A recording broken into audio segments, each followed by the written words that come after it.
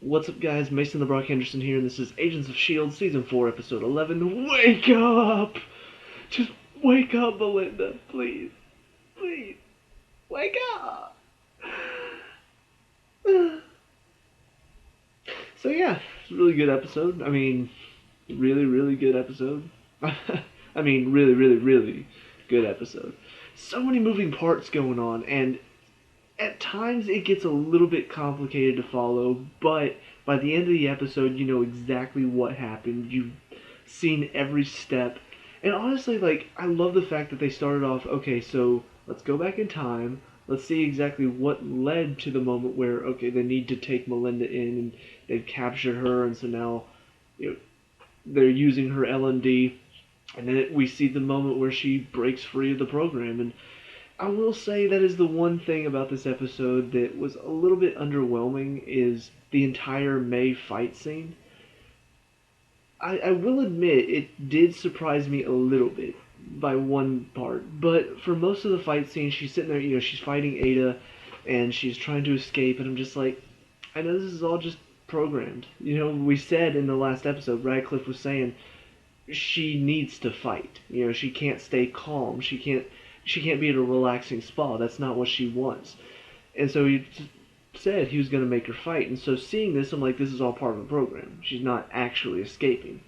Sure enough, she gets to the top of this building. She kicks Ada off the ledge, and she fizzles. And she's like, no. She realizes she's still in part of the program. And that's when Ada in the program again steps in. And this is what did surprise me. Apparently, she's been doing this over and over and over again, and she keeps getting better at beating it. She's getting, every single time she goes through the program, she's getting faster at beating it. And so Ada's just like telling her that, she's like, so I am beating it. And she's like, yeah, go May, go. And then at one point you kind of realize that Radcliffe knows that she's getting better. And so he says, I think, to the LMD May that maybe he was talking to Ada. Either way, I remember him saying at one point that they moved May to a more secure location. And I didn't catch it at the time, but he did say something about, why does she keep fighting? What is she fighting for? And all of a sudden it clicked in his mind something, and I'm just like, what? Well, at the end of the episode, we finally see he realizes the one fight she keeps trying to win is the fight in Bahrain. The fact that she couldn't save the little girl. And so we see at the end he programmed her to go back to Bahrain, and now she's saving the little girl. Yeah, that kind of sucks. And it does make sense at the same time. That's that's the one fight she wishes she could go back and win. And that's, it's really sad. Just the fact that now she'd been fighting for so long, she'd been fighting so hard, she was almost close to beating that program, but then Radcliffe figured out exactly how to stop her, and now he's officially, I'm pretty sure she's done, for good. Until one of the S.H.I.E.L.D. agents comes in and finds her and helps her out of the program, I'm pretty sure she's not getting out of the program anymore on her own. Yeah, she's out of commission for now. Which is really sad because, I mean, it's May. I want to see more of May. She's awesome. She's a badass. And LMD May, while also a badass, you secretly know this is LMD May. She's not real. I feel like at some point, she's still got the line where Ada implanted a chip into her eye so they could see. She's still got that there. It's not really scarred. You feel like at some point one of them would go, hey, why isn't that a scar yet? It doesn't look right. Why is that? I don't know. It feels like nobody's really noticing that. And I feel also at some point, she and Coulson are getting closer. I feel like at some point they're going to end up in the bedroom, and then the clothes are going to come off, and then he's going to see her shoulder and be like, holy crap, that's not May. So yeah, I do see this going wrong in one of many ways for Radcliffe, as far as LMD May is concerned. But it also does beg the question, what's up with the art for this season? They had the Agents of S.H.I.E.L.D. LMD, and they had everybody in red, and May was the only one, in white, clear. And I thought for sure that meant, okay, so we're probably going to see everybody else LMD, right? It doesn't seem like it. We're getting close to halfway through the second half of the season, and I don't see any reason why they make anybody else an LMD. You know, like, for May it makes sense because May was trying to find out more about the dark hole. She said she wanted to destroy it, and so Radcliffe saw the opportunity to create an LMD of her and replace her. So I'm curious to see if we really are going to get LMDs of everybody else, or if that's just something maybe they just put out there to be like trying to trick us, possibly. I don't know. But anyway, that was pretty much it for May's story in this one. It was interesting. It was a little bit twisty at times, but definitely, definitely kind of emotional, especially in the moments with Coulson as well. You know, she and Coulson just they want to finally have that moment of okay, let's just forget this crazy world for a second. Let's just have each other. You know, like they've been together so long. It does feel kind of right. I wouldn't say it's on the same level as Fitzsimmons with me. Like I've said before, I'm not one for TV show relationships. I feel like most of the time they aren't done well. But whenever you have two people that have been working together for as long as Coulson and May have, it kind of feels like at some point there will be some sort of connection there. And so the fact that they're finally exploring that connection a little bit, it does make sense. And it is kind of sad to see that he's feeling this connection with a robot or artificial intelligence, whatever you want to call it. Anyway, so that's it for May herself. As far as LMD May, we see first of all she's helping with this thing, but she's noticed this cut on her back and she realizes that she is an LMD. She has been replaced, or at least some part of her has been. So she goes to Radcliffe's place. She calls him out, and he's just like, I'm so proud of you, and just, I can't believe that you're acting like this, and just almost very it's like watching a scientist admire his work. The way that he looks and talks to her. He's just like, wow, that's very interesting. You're really selling this right now. I'm like, dude, she wants to kill you. Why aren't you more scared? And then we finally find out that apparently he programmed her to want to complete her mission, even if she doesn't know what it is. So she's not going to do anything to jeopardize it. Which means she's not going to kill Radcliffe. She's not going to tell anybody that she has been replaced and she's actually an LMD. And she's not going to tell Coulson anything that she just found out. And she's just going to be with him because Radcliffe is apparently a genius programmer. I say apparently, I knew that, but yeah. Seeing all of this just kind of confirms, yes, he's very good at his job. So yeah, that's all for the LMD part of the story. Well, I say that. So, like I said, so many moving parts. I want to say, like, okay, so here's May's story, here's LMD May's story, but to talk about that, I also have to talk about Radcliffe and what he's going through. And then for that, I also have to talk about Fitz and Simmons and what they're going through. So much stuff going on. So we see Fitz is still looking into Ada, still trying to figure out what's going on. Simmons sees that he's doing something, but isn't really sure what. She finally finds out about Ada's head, and the fact that Fitz has been messing with it, and they get into kind of an argument, but Fitz has figured out exactly what's going on, and he realizes Radcliffe was the one who programmed her to attack and all that stuff. So they show up as Radcliffe is talking to LMD May, and they arrest him, take him in. Fitz goes in to talk to him, and he's trying to convince Fitz, I was just trying to do it for the good of everyone, and all of this stuff. And of course, all of it's just BS. But at some point, I don't really know exactly what he said, but Fitz somehow just figured it out. And I'm just like, what did he figure out? The best way I can describe it is the light bulb look. And I've seen it on quite a few characters in this show. There's just this moment, mainly on Fitz and Simmons, just because they're the smartest of the group. But there's this moment where they're talking, and all of a sudden, their face just goes. And as soon as you see that look, it's the light bulb look. You're like, oh, they just figured something out. What was it? Well, as soon as he had that look, I'm like, wait. What did he figure out? What was that look for? He goes outside to the guard, grabs a gun, and he's just like, you're very convincing. I'm like, oh. Oh. Now that line from Radcliffe makes sense.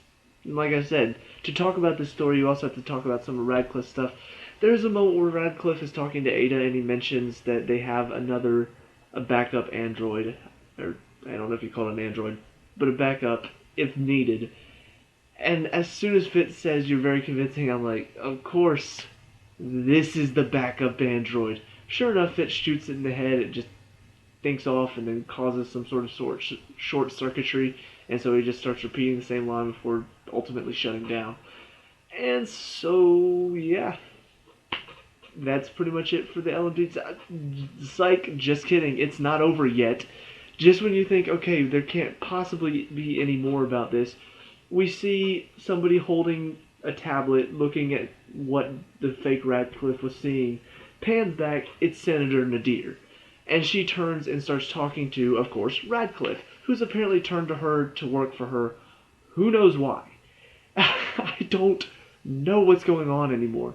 So apparently he's been working for her recently, and they're working together. He's going to get to meet the superior. We that's I don't know where he's holding May now, but I guess it's in some sort of watchdog facility because that's where he goes to visit her. So yeah, all of that is going on. But to talk about this, I also have to talk about Nadir and what happens with her and Daisy and Coulson and everything. So there's a plan in place. Daisy and Mace decide they're going to go in front of a jury of, I think, the United Nations to talk about some of the stuff that's happened, with Daisy and everything she was doing as an undercover S.H.I.E.L.D. operative. And so they have to explain themselves. Talbot is there, but he doesn't like Coulson's plan because Coulson's saying while they're in that meeting, he and Yo-Yo are going to infiltrate Nadir's office and plant some devices to keep an eye on everything. So, sure enough, set the plan in place. Nadir starts really calling out everything that they've been doing. Like starts calling Daisy, calling S.H.I.E.L.D. a criminal organization and saying that she's been doing things illegal and can't be trusted. And then while that's going on, Coulson and Yo-Yo all of a sudden find out that there's some sort of EMP device, and then there's some sort of device that knocks Yo-Yo back and I guess temporarily disables her powers. And so they handcuff her and Coulson, take them into the courtroom just for Nadir to drop the mic and say, "We just caught 2 people." So yeah, it all seems to be going wrong, but that's when they realize there must be a leak, and that's what leads to they realize somebody's been looking at Ada's head. Well, Gemma realizes that Fitz has been looking at Ada's head, and that's probably what was used to hack into the base and then listen in on their conversations. But of course, we find out ultimately it was actually Radcliffe that was feeding her the information, I believe. And so, yeah, it all ties together. We do have a bit of tension going on with Coulson and Talbot, but other than that, yeah, I don't know what's going on anymore. Like, I understand Radcliffe wants to get the Darkhold. I get that. He glimpsed it for a second, and that little bit of power that he felt just was enough to cause him to be obsessed to read more. I don't understand why he's with Nadir now, though. That's what's really kind of confusing to me. Like, it makes sense that you want to try to get the Darkhold, but why why would you join Nadir to try to get the Darkhold? Like, I don't know. I get that you want to try to join S.H.I.E.L.D's enemy, but what makes you think Nadir will help you get the Darkhold? I don't know. I can't see his line of logic. I don't know what he thinks turning to Nadir will help him do. He's already got something in place, so it just seems kind of pointless. But that's about the only plot line that seems out of place for me. The rest of it, really well done, really well written, and it's so much fun to try to figure out what's going to happen next, to try to figure out where this story is going for this season. It could go so many different ways that it just makes it so exciting to tune in every week and be like, what's happening this week? What's going to happen this week? Is anybody going to be replaced this week? Is anybody going to die this week? Who's going to turn against S.H.I.E.L.D. this week? It's just, it's such a good mixture of, we've got a running storyline going on, but we've also got every episode is very focused. Like it's got a set story for this week. And then next week, the story continues overall, but we still have the set story for that week too.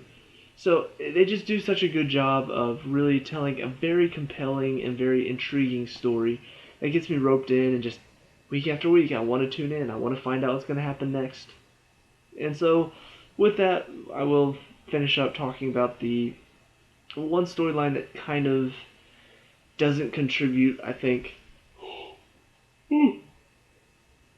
I'm sorry, it's almost 3 o'clock in the morning. It's what I get for falling behind on my TV shows. But yeah, the one story that doesn't really contribute to the main overarching plot is, of course, Mac and Yo-Yo. I don't mind seeing them together because I don't know. It's kind of funny to watch them together because Mac is always so assured of himself, but around Yo-Yo he's kind of a blubbery idiot. And so it's funny to see that contrast, and then Yo-Yo just messes with him. But in this episode, it actually did get a lot more emotional. You know, we see the first thing we see with them is they're sleeping together, but then Mac gets some sort of text and says it's personal and leaves and isn't able to help in the mission. Then he comes back at the end. They're talking, and apparently you find out that the text was from his ex, who apparently he had a kid with that died after 4 days. And so, yeah, it kind of. I don't.